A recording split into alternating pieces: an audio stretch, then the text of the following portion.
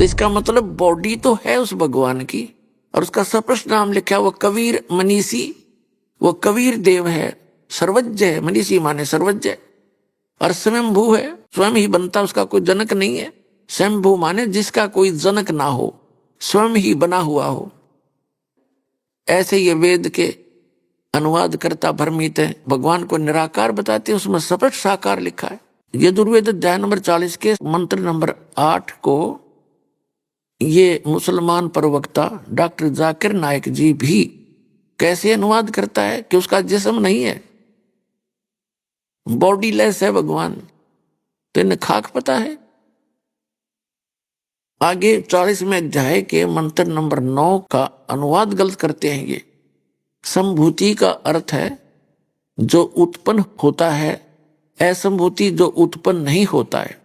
इसका निष्कर्ष निकाला है यजुर्वेद अध्याय नंबर 40 के मंत्र नंबर 10 में। क्या स्पष्ट किया है कि वेद ज्ञानदाता कहता है कि कोई तो संभवात कहता है भगवान के विषय में। संभवात माने वो जन्म लेता है जैसे श्री राम और श्री कृष्ण रूप में,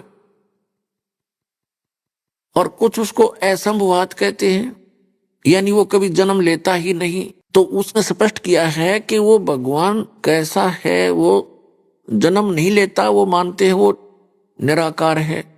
तो उसमें स्पष्ट किया है कि परमात्मा जन्म लेता है या नहीं लेता है, वो राम कृष्ण के रूप में अवतरित होता है या नहीं होता है, वो अजन्मा है या जन्मा है, उसकी जानकारी तो तत्वदर्शी संत बतावेंगे। धीराणाम, उनसे पूछो।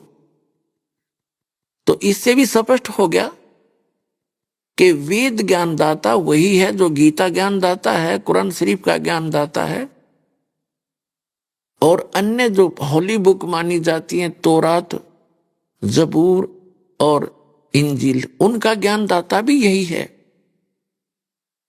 ये तो ऑप्शन छोड़ दिया इसने कि वो परमात्मा तो कोई और है। जैसे पवित्र बाइबल में उत्पत्ति ग्रंथ और तौरात के अंदर उत्पत्ति ग्रंथ में ये बताई किसने? ये इसी ने बताई, गीता ज्ञानदाता ने, कि परमात्मा ने 6 दिन में सृष्टि रची, उसने मनुष्य को अपने जैसा उत्पन्न किया। तो भगवान भी तो मनुष्य जैसा हो गया, निराकार है, साकार है वो।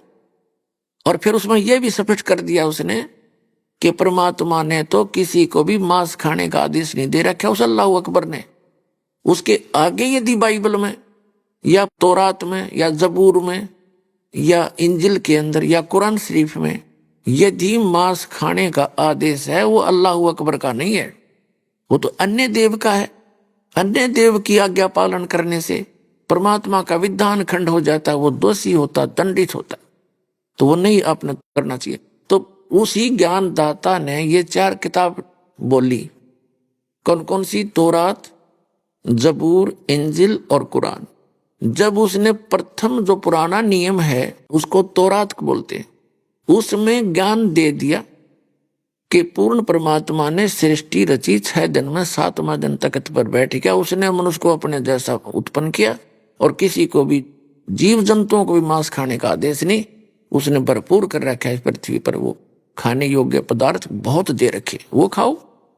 तो उसको बार बार रिवाइज करना उचित नहीं समझा, क्योंकि उसका जो ज्ञान देना था फर्स्ट पुराने नियम में दे दिया। और पुण्यात्मा जो प्रसंग चल रहा है कि वेद ज्ञान दाता भी वही है और कुरान शरीफ का ज्ञान दाता भी वही है।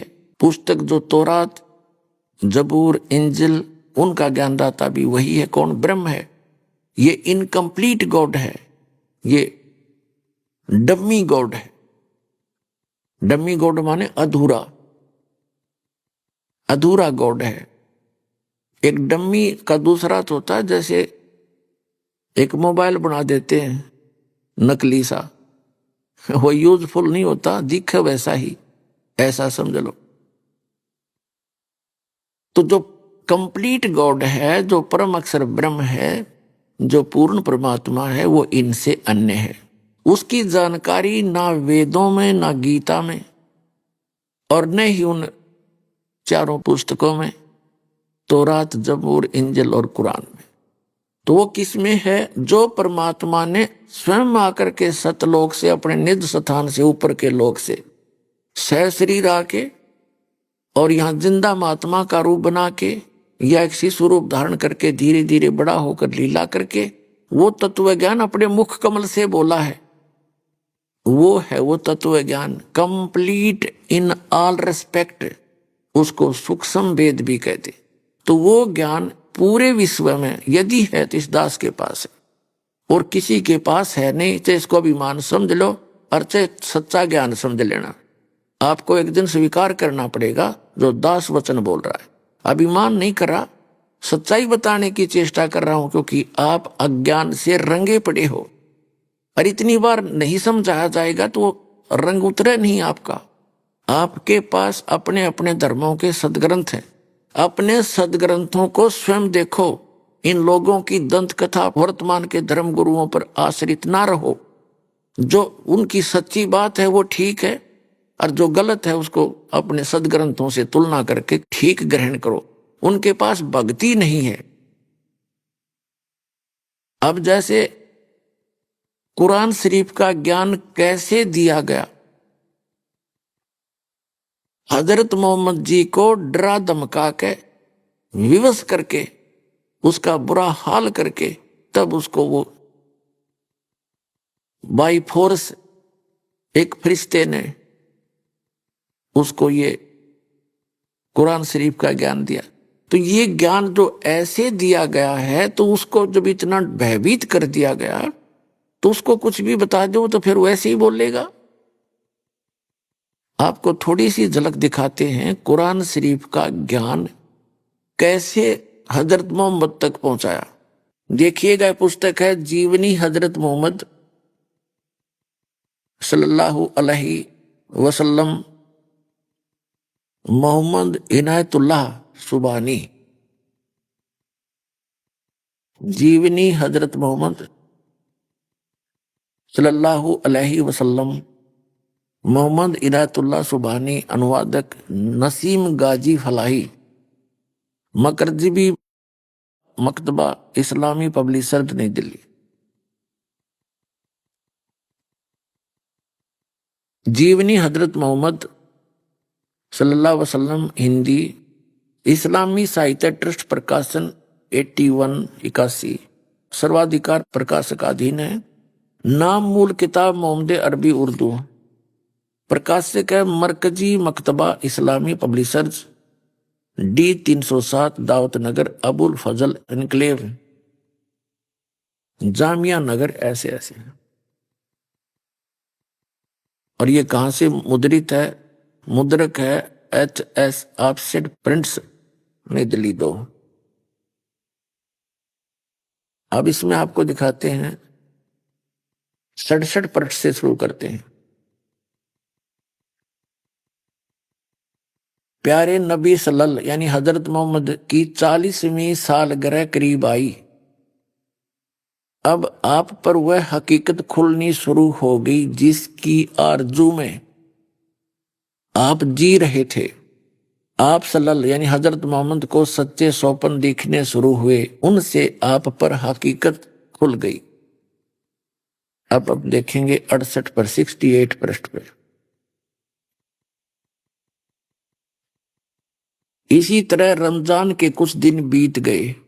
एक दिन आप सल्लल्लाहु हजरत मोहम्मद गुफा में आराम कर रहे थे और सुबह का सुहाना समय था। अचानक एक फरिश्ता दिखाई दिया, बहुत ही खूबसूरत और हसीन फरिश्ता।